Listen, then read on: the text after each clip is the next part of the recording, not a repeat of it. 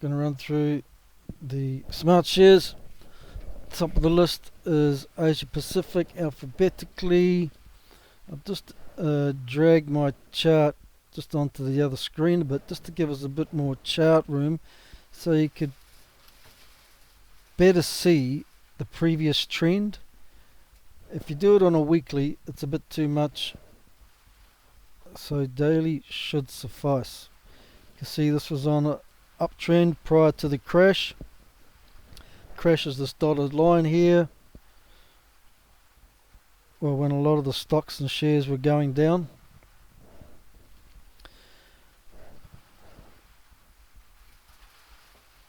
Some of them have returned to what I call previous level already, or that level there.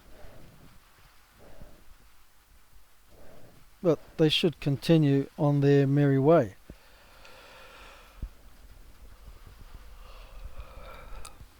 This was coming down just a wee bit. NZ dividends may bump into this trend line. That's a previous level. Intersect with the trend line. Could be somewhere around there. Still a few dollars in that to go. We're going to have a look at how much we would have made if you had invested in any of these up to date from around about the 6th of April. So you can see most of these have ended the week on a bullish candle. We've had some good news, mostly good news on countries' economic growth. And I think it was I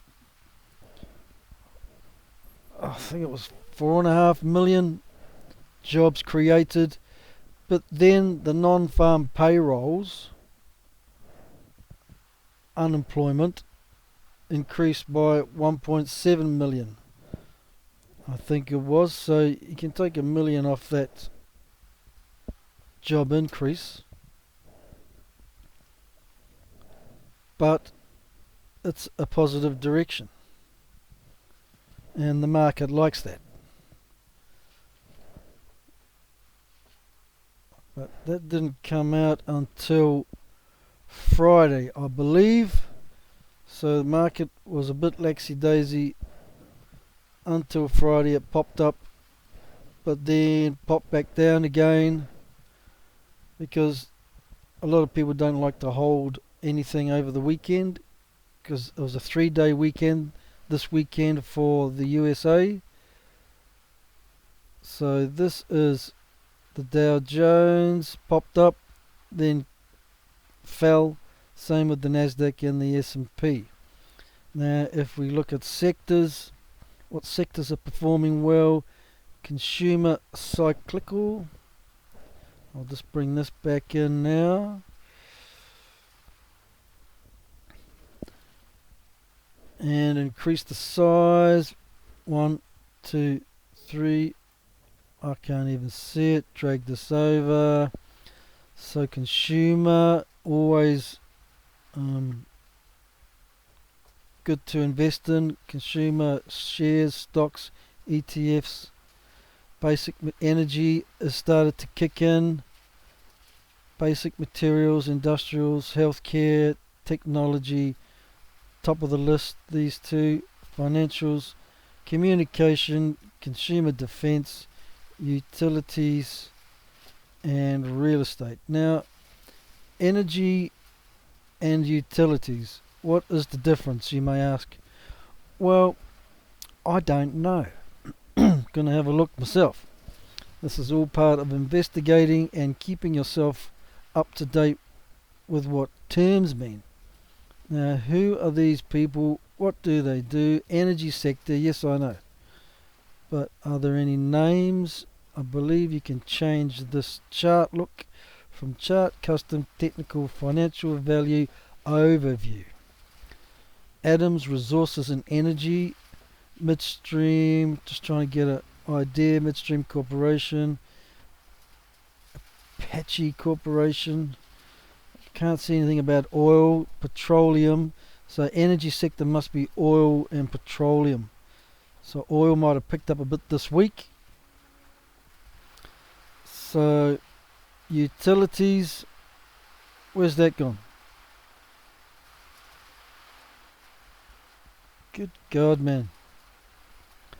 So utilities must be things like our Meridian and Contact Energy and is it Mighty River Power. Do they still call it Mighty River? Have to have a look. So utilities I still can't quite understand. They make a boatload of money and people have to pay their bills. Real estate, still a bit laxy-daisy. That's why I've been holding off on that Stride property. But Stride property has kicked away. Now, anything else we need to look at? Remdesivir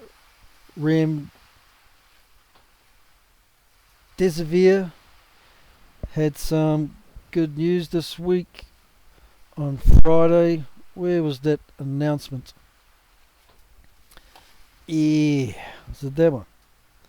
Or is it that one? I think it's the first one. Yep.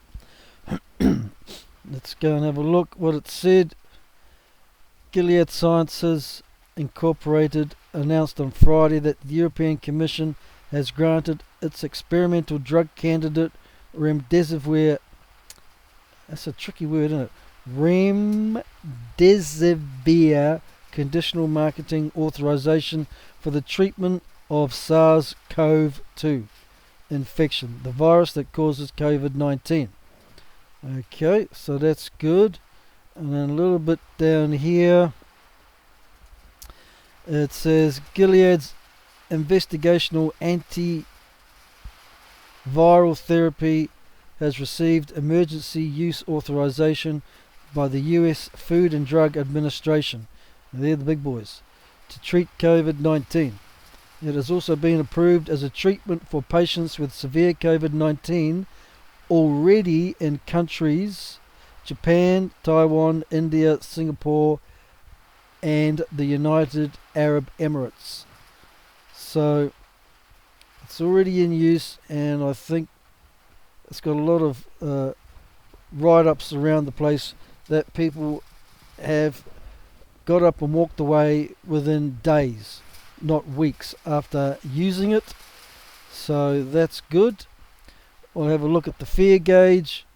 Is in the middle. Doesn't seem to move very much, really. Not sure of how much use it is. And I think that's about it. We had a look at how much money we'd made. Did we? Anyway, let's have another quick look. If you had invested in Smart Shares Australia mid-cap, that seems to be the flavour. Mid-caps, not large growth or top value. Mid-cap is the way to go. If you had invested $1,000, you would have brought on April the 6th at $5.31, 188 shares. Today, or Friday, I should say, which was the 3rd, this still just gives me today's date, but updated on the 3rd, because that's the only data that you'll get, was $6.97, right? So you would have made 31% on your investment of $313 on $1,000 in about 88 days. Now let's say you'd invested 10 grand, you'd have made $3,000. Not too shabby on a little old smart share. Okay, next top performer is automation and robotics. After that we got healthcare innovation, US small cap, US large growth. Now don't get confused with US large growth and US large value. There must be some difference there. So if you're picking one of them, you want large growth. Australian resources, US mid-cap, Aussie financials, Aussie property, and trailing up behind little old New Zealand, top 10, top 50, and the mid-cap. So I think we're just starting to kick into gear, NZ, and the rest you can see. So that's about it really. I'll leave you with a quote. Where was my quote? Games are won by players who focus on the playing field, not by those whose eyes are glued to the scoreboard. Okay, so you got to do a bit of research, keep your ears open, listen to the news and analyze it, and then do a little bit more looking up yourself. Doesn't really take much work, much time. You have to want to do it though. That's the trick. Alright, well, take care. Don't forget to like, share and subscribe if you like. And I will be releasing this shortly, for sale, easy to use model where you can go to different sites and show you. You can go to Tradeview if you want. Click on that. It'll take you to Tradeview. Let's say we want to go to Bliss Technology. This is a bonus for people that have watched this so far. First to know. Any day now it'll load. So it's all going to be in one place for you. Oh, it takes forever. Alright, you might not get the lines and things. Probably won't. You just have to set your own indicators and things like that. This is not even giving me the one that I want. I have a bit of trouble with charts on Tradeview. Or you can go to Yahoo. If you want to go to Bliss Technology, go to Yahoo. Same thing. You'll have to believe me because I can't be bothered doing it. The same with Market Screener, but we'll go to Market Screener. Let's say we wanted to look at, who was it? Stride. Stride, there it is. Click on that. Any day now. And it'll bring you up Stride information. But the good thing is, if you go to this chart over here, this is if you're into stocks. You can do the same for smart shares, of course.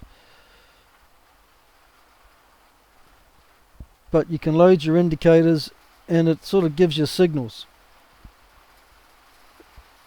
which you can do on Tradeview as well, I'm sure. Just again, I have a bit of trouble with Tradeview. Brought it up with them again this week, but again, it's my ping, you know. It's all about the ping. So you can see you would have been in a buy signal here. 1, 2, 3, or 1, 2, 3, 4, 5. About 5 days ago, because you wouldn't have got the signal till here. So 5 days ago you would have got the signal. Now if we wanted to do a search, this is part of what you'll be getting. All the fundamentals. We go to Stride over here. Stride property. It'll take us to the chart. We can see it's 59% met the criteria, which is set to 85%. This is all the criteria down here. Return on asset, return on equity, quarterly revenue growth the next 5 years. You've got intrinsic value for the year, last year, and intrinsic value for the trailing 12 months. So it's just a little bit above its intrinsic value.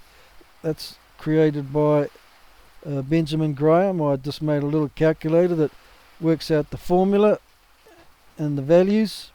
You got the last 5 years earnings and trailing 12 months. You got signals here from invest.com. It says strong buy, strong buy, strong buy, and it'll give you a candle signal if there's one available. You've got any current news. Sometimes it's a little bit old. That's from Share Chat. You can then maybe look for any newer news. Go to Simply Walls.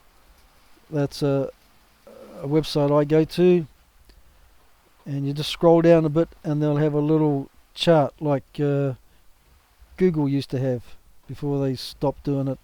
Tells you a little bit about what Stride do, tells you what the moves have been throughout the week.